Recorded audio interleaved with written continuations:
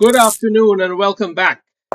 We have ourselves a FIDE Master, YAM 2016, Jordi Qualdares Alderweireld something something, and he's from Catalonia.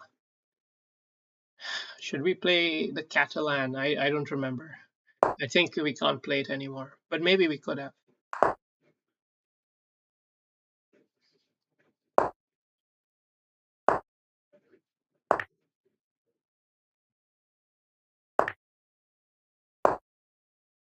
So Jordi Quadras Avellana is a solid bloke, 2300 blitz, pretty high caliber player, naturally.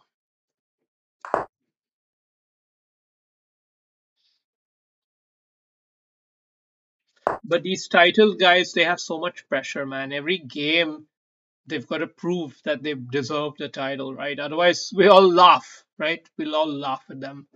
So it's not an easy life. That's why Gokesh, man, what a tough life.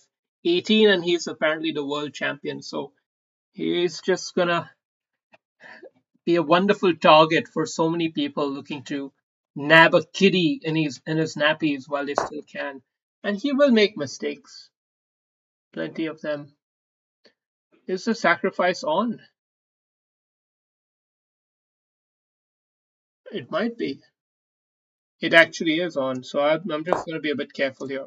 F3 is a careful move to avoid the Greek sacrifice, which was coming up if I didn't play this.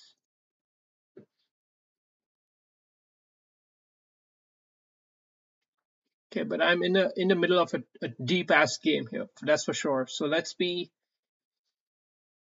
clever. Let's be clever.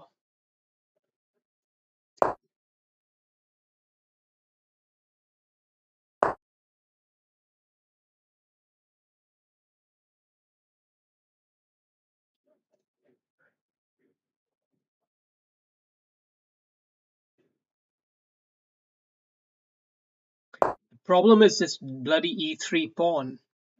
I wish he would just capture here already so that we'd have the situation clarified, but he's delaying it wisely, and my bishop is kind of stuck in a weird portal here. But now at least we've clarified the situation.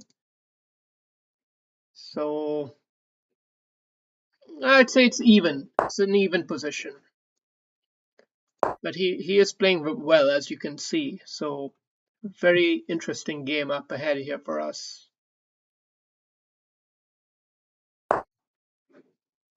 We've got to take our chance now to get some sort of pin or something going here.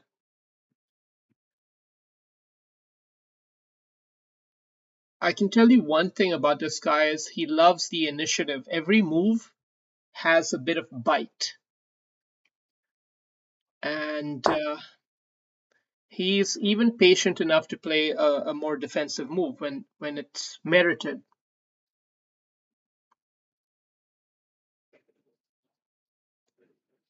Because now we're going to try to potentially get the bishop back here, the knight here, all sorts of ideas like this. I think we have a little bit better control of the situation than it was maybe 3, 4 moves ago.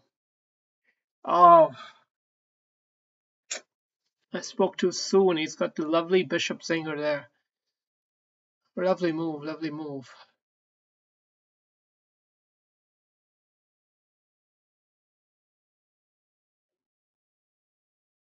Okay, I think we have to play this style then.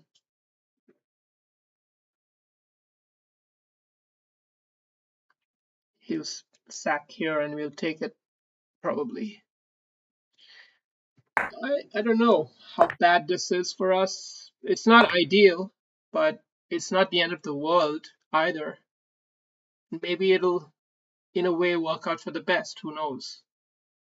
But this is a critical move, so I'm going to take a minute here.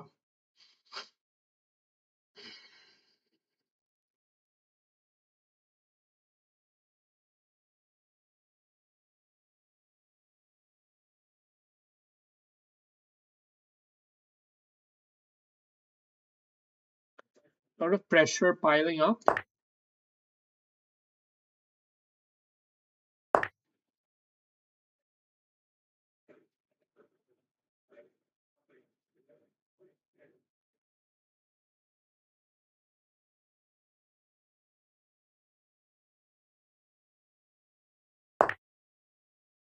I think this was our only way to capture back that pawn.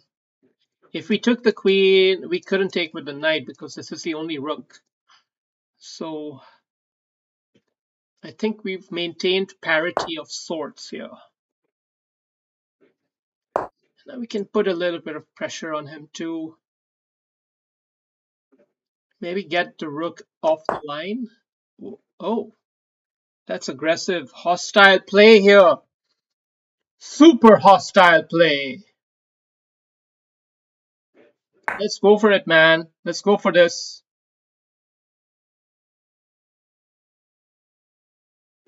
We've got we've got this at some point. Can it work?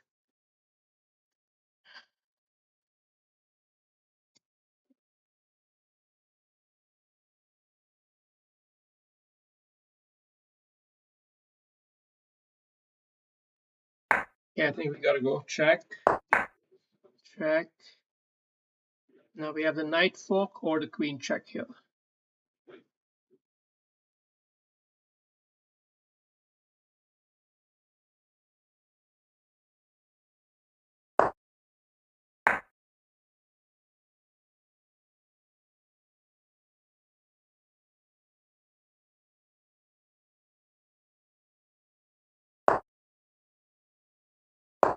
And this should save the key squares.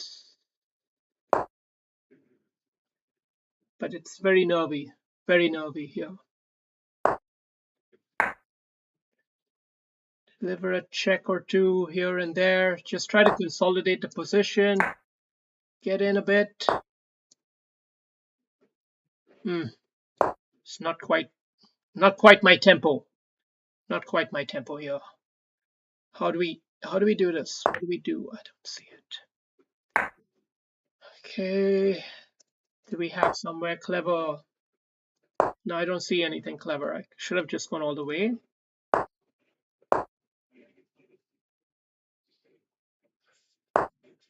Maybe rook here is also pretty good.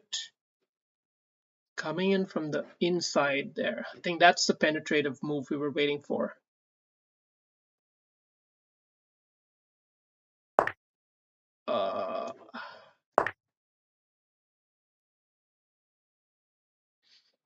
Very high stakes position at the moment here. We're continuing to pile some pressure on him, and I think he's starting to collapse a bit. Yeah. All right. Well, it was a really tough game. Really tough game, and now it's just the finishing touches.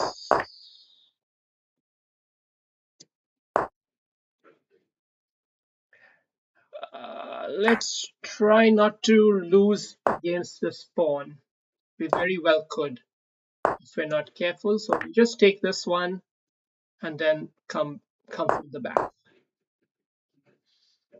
If we got a little bit sidetracked here with these side quests, this rook might end up in a position where he can't stop this pawn anymore. So very important to just watch out for that final touch. Well, anyway, hope you enjoyed this game. It's been quite a tough ride, and it's okay that he's running out the clock. We won't begrudge him that. We'll just give him a small thumbs down. But I don't even mean it. I get you, bro. I feel you. I've done it too. Don't worry. But that's my policy. If you just run the clock out on me when you're losing, I'll just give you a thumbs down. Nothing more than that. All right. So what a tough game here. Very tough game and very jagged in the middle there. Very jagged in the middle. He had his chance to get back in the game for sure, but he missed it. Nimzo Indian quality Nimzo game. This is a high quality FM game, and this was the wrong defense actually. I mean, let's see. The correct move is apparently just getting knight out there. Huh?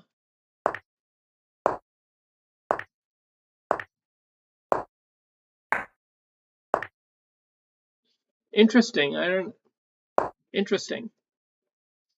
Okay, instead we had this setup, and black, I think, has the better of this position. You could see black was the one who was threatening to bite, and he helped our position by capturing there, letting us get rid of our liability on the e3 square. But he kept coming in with these diagonals and angles. But now, slowly and slowly, we started to have our own fun. And then he came in with the shutdown here, and I was like, oh shit, I better resign right away. But in reality, because I had the Brook sack, this turned out to not be as strong. Okay, I may not have played a move like a Rook sack ordinarily, but in this situation, there was no other real choice. I thought about knight here, but I also thought I didn't really understand what's happening there. So let's just see.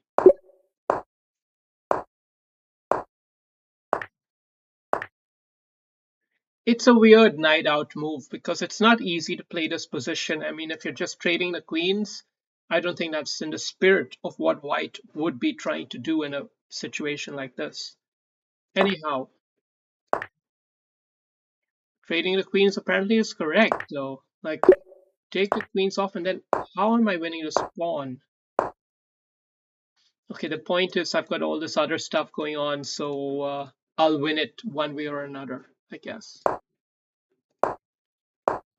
Okay, and now he came in, and that was a shocker. Like, he went for it. So I had to take the gauntlet as well, and we delivered these checks, and this was the key move. Okay, queen h3, the key move. Otherwise it's like but you had to have a way out of there because this rook's coming after you. The rook's defended, you know. So this is how we managed to sort of salvage the position, but not clear after that how to really make headway. It's just that you know you're winning, but it's not clear how to win it. Oh, I mean, apparently I could have just taken a bloody knight. Sometimes you don't see the obvious things.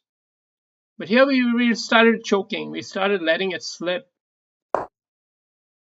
And so did he. We were both a couple of chokers here.